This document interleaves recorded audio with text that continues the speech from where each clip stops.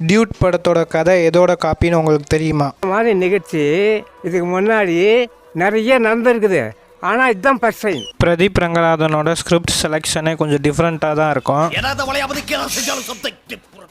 Love டுடேல ஃபோனை மாற்றுறது,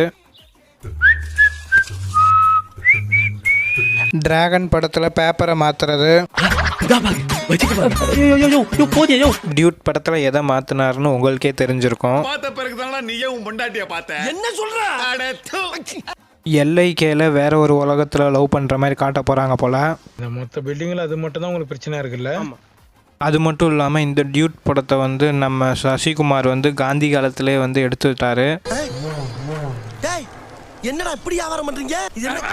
நாடோடிகள் 2ல வந்து அவரோட ஒய்ஃபை வந்து லவ்வர் கூட சேர்த்து வைக்கிறது தான் கதையாகவே இருக்கும்.